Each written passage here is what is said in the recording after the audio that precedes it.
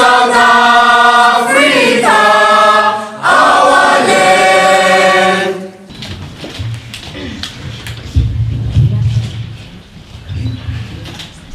I would like to take this opportunity to acknowledge the program director, Ms. Lerato Tsause. I thought it was Tato Tsause. Those who are in the maritime space will know Tato Tsause. The head of Simonstown School Lawhill Maritime Center, Mrs. Debbie Owen, the educators and learners, friends, partners, supporters of Simonstown School, captains of industry, our friends from the media, ladies and gentlemen. But before I present this evening, I was told that I only have 12 minutes, which I am planning not to spend, because if you know me, I've got airtime, so please. If you can put, I need alarm here so that I can see. But I just want to, first, I feel very emotional today because as I was sitting down, I am recalling the first workshop in the Department of Transport that I had in Cape Town. For one reason or another, my boss, I was working in the Department of Transport, my boss was supposed to come with me, fell ill that morning. I was left by myself to chair the workshop. We were introducing the National Ports Act, and I found myself alone in the midst of male-dominated environment. But I think today, I just want to acknowledge, maybe they do not know, Captain, we used to call him Captain Snyder's that time. I think he was at CPUT that time. Brian in Penn, I think Gavin, and the rest of the colleagues who, when I came in, being a black female, young female, for the first time, coming to the Port of Cape Town, they actually embraced me. They asked what was wrong. They tried to assist me. Before I know it, if you can still recall, we used to have Fred Jacobs. One of them was actually facilitating the session. Captain, they were there to actually support me. And I don't think today I would be here if it were not for the people that are sitting amongst the room. I remember that Paul McClung, they were managing directors of companies, but when they saw this young female who was very passionate, they embraced me. And if it were not for them, I would not be where I am today. I think they deserve a round of applause.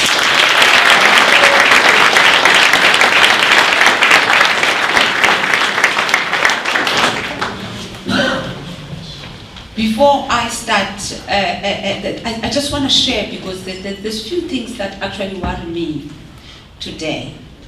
I was looking, Debbie, at the back of the sheet that was given to me, people that have actually sponsored for us to have our learners in this environment. And what saddens me about our country is that you will realize that very few media companies are actually in this place. And yet companies are doing so much good to actually develop the careers. But what are you going to listen to when you are driving to work tomorrow at SAFM? You are going to listen to all the negative narrative about our country, what is happening in the Zondo Commission. Are we going to change the money that has been looted in our country? We are not going to change anything. As a result, for me, I always feel like, is there anything else, Gavin, that we can talk about in our country? Except the negativity, except so-and-so stole money from so-and-so, billions of rands left our country, whereas we have got companies that are actually partnering, doing so much good. Colleagues, all of us sitting here, I know that we have got responsibilities in our families, but we took time off to say we are going to sponsor these young kids. We are also going to ensure that on this day of award, we are there to also embrace them. But that is not going to be captured tomorrow at SAFM. And I believe that the narrative in our country needs to change. We need to talk about positive things that are happening in our country. There's so much goodness that is happening in our country.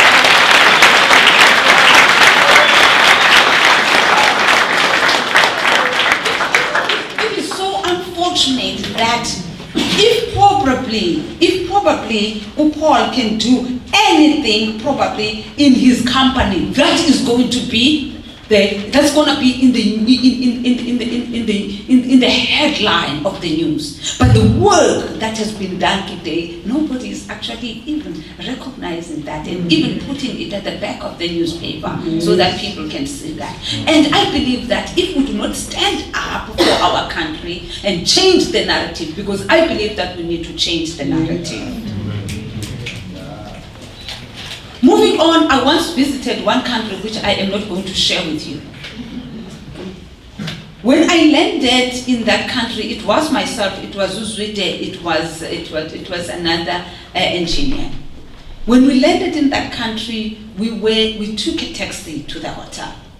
Amazing for us is that the taxi driver that fetched us from the airport to our hotel told us everything. He told us about the population of that country. He told us about what the country was up to. He told us about the economy of the country, what the country was passionate about. He even told us that don't leave the country without going to certain places to buy. Do you know what he was doing? He was promoting his country. What is the narrative that we are giving? When people visit our country, what is the narrative that we are giving them? When they actually click on our news line, they want to check what's happening in South Africa. Is it a good narrative? I believe that it is not. And I think it needs to change. Without wasting time, I just wish to thank you, Debbie, for inviting me today. And I feel very emotional because I remember in my previous day I was with Brian. We were sitting in one of the boardrooms. We were going to have the World Maritime Day here in Cape Town, and he was showing me all these good things, teaching me about navigation. I'm a maritime economist, so I know little or limited on the navigation, but I think the passion that he has shown us. So when I came in, I was recalling those old good days. It's good to see you say. Without wasting time, I'm also as well. I just want to talk to our learners. There is so much that is happening. I think the media, the abuse, where our kids are being abused, they are raped, they are killed, and all sort of things that are happening. It makes us as parents to be really worried about you. I don't want to leave you without giving you weapons on how to deal with that. I am requesting that when you go out, don't go out alone. Be each other's keeper. Adopt a friend. Do not allow anyone to leave the campus alone. Once it's an hour, 30 minutes is gone without knowing where the other lady is. Please alert the teachers, alert your body masters, so that they can know that somebody else is not around. There are other things that I am requesting that you delay them. You know, there are other things, you know those things. There are other things that I'm requesting you delay those things because time for those things is coming. You know, when you are the port manager, you are able to fly to Singapore, you are able to fly to Dubai, then it is time for those things. But now, I don't think it is time.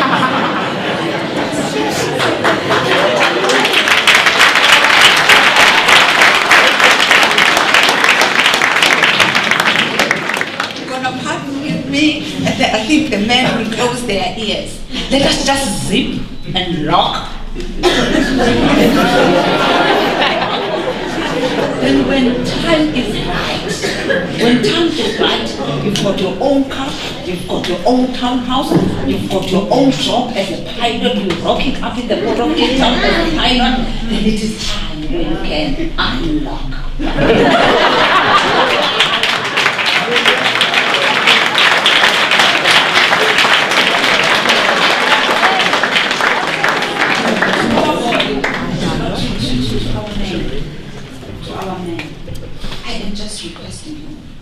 Adopt them as your sisters.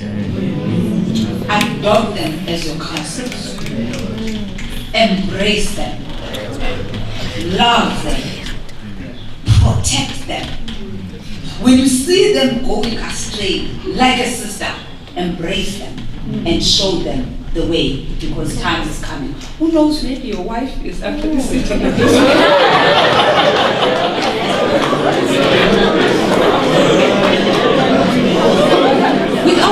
without wasting time, I've been given limited time. I am going through a book by Howard W. French. It's written China's Second Continent. When I went through this book, Brian, it worried me.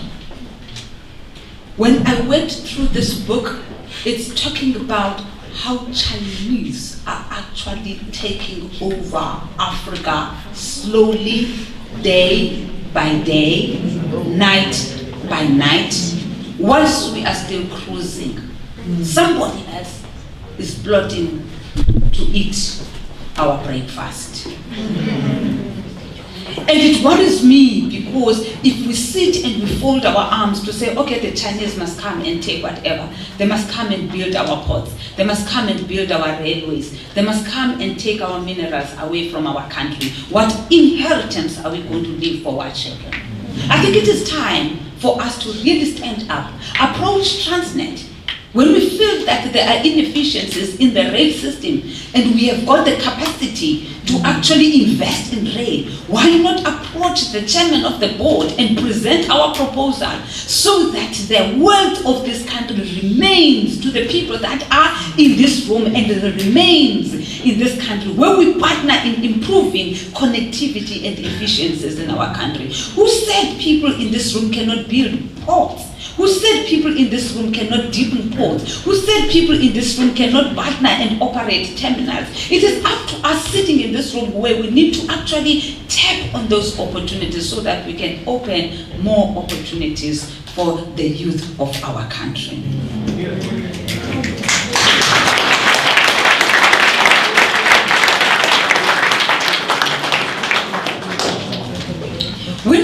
When you look at this book and you read this book, you will see that their strategy it is to infiltrate areas. They are bringing what? They are bringing funding.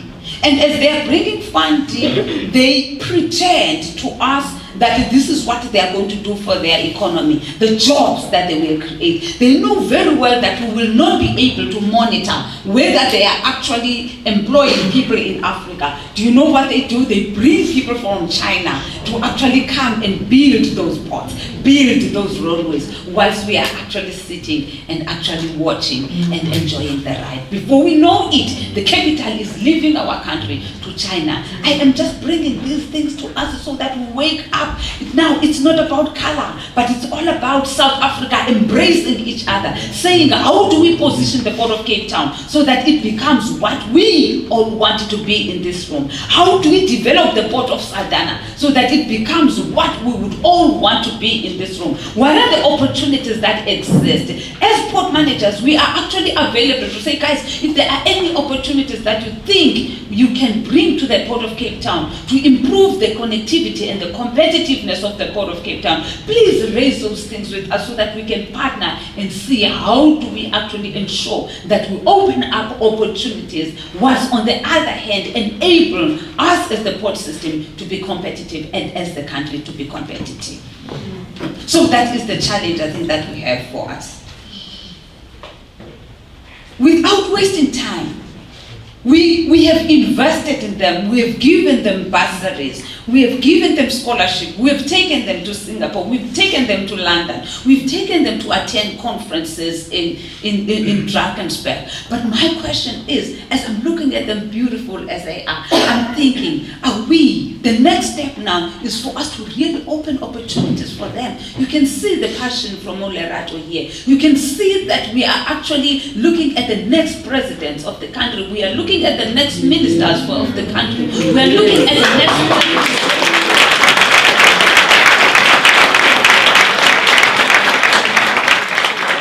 But if we do not take an initiative and then say, in the Port of Cape Town, I'll open opportunities for them. In my company, I will open opportunities for them. I will mentor them. I will ensure that I follow up. Because sometimes what we do, Captain, is that we give them bursaries. As we give them bursaries, they disappear in the system. We do not know what happened to them in the system. I'm requesting that we do not give them bursaries and then withdraw.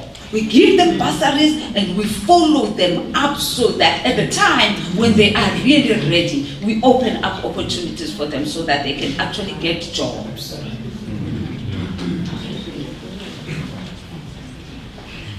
As I am about to sit down, I want to challenge you. I am coming from the two rural areas of the Eastern Cape in a place called Umtimde. I remember one day I went with my dad to Durban. You know, in a Toyota bike, we were sitting at the back, there's a sponge, there's a and that was the best trip. And that was what my father, being a teacher, could afford. But I looked at the sea, I looked at the ships. To me, they looked like very scary. I never imagined that I'll manage the Port of Cape Town or the Port of Ngqura. But what has made me to be where I am today, which I want to give you that tip. My name is Nompumelelo. In Xhosa, it means to be successful. So everything, I told myself that my parents gave me this name. And in everything that I do, I am going to succeed. Come rain, come sunshine, come water.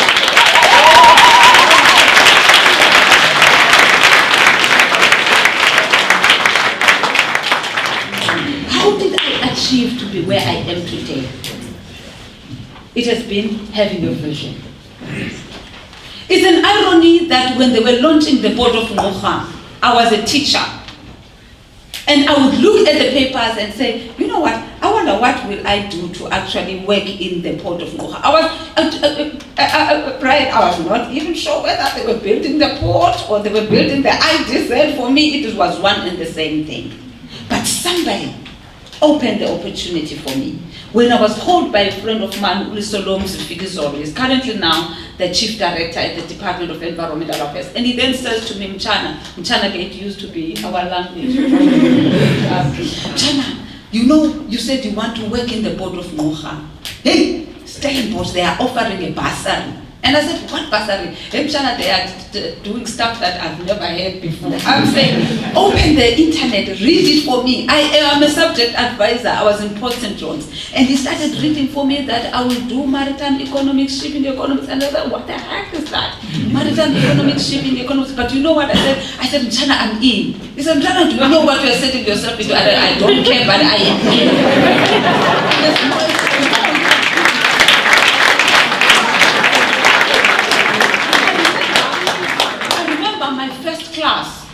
My first class with Professor Henriette van Niekerk, who still remembers Henriette van Niekerk, the investor of Stellenbosch, Gavin, you remember her. They were talking about the key wall, and I'm kind of like, the key wall? And I kept on writing on my notes, K-E-Y. Until I learned Paul, no, but this is a different type of a key. And I lifted my hand, and I asked, can you please spell for me, what is a key wall? And he started explaining a key wall for me. But you are privileged because at the time when you actually go to university, you know all this language. So what you need to do now is have a vision. But as you're having that vision is not going to come whilst you are cruising. That vision requires hard work. In life, you will never get anywhere without hard work. Maritime is a very tough industry. When you get into the boardroom, you do not mumble because you see, everybody who's sitting here, they know their story. You can't come in here and be stomach sucking and when you get in there, you must know your story. And for you to know your story, it requires you to be focused, to be hardworking, to be consistent, and to be disciplined. There is time for alcohol and liquor. These days, it's very complicated because you're also doing drugs. But those things, put them aside because they're not going to take you anywhere. Before you know it, you'll be at Portsmouth Prison. This is time where the people sitting around this room, there are projects that they could have done, but they decided to invest in you. But as they decided to invest in you, they are waiting to see returns on investment. I think by that side, when not Paul, they would be sitting at the waterfront very old. They must see that, you know what, I can see Uanuruvuyo being the port manager for the Port of Cape Town. Oh, by the way, it is that.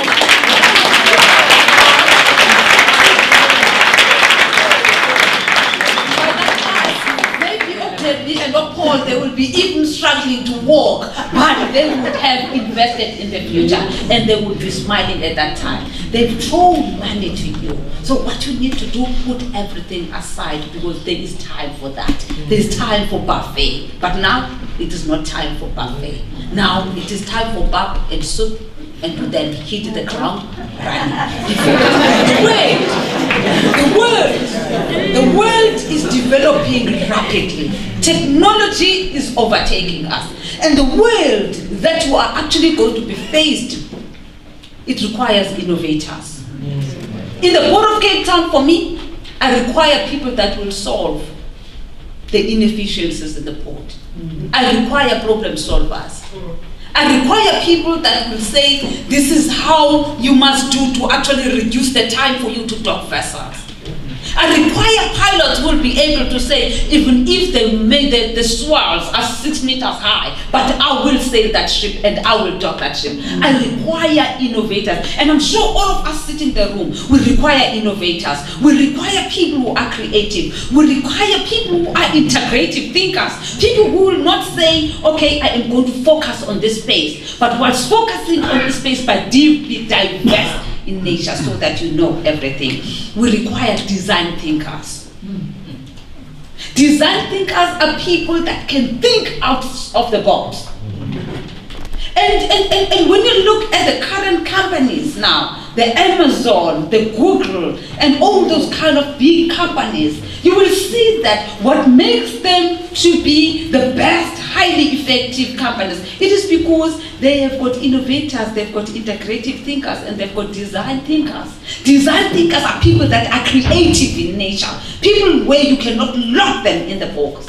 And we have invested in you, and we hope that once you graduate, you will then come and be design thinkers and come with innovation that will position us as this country to be recognized worldwide.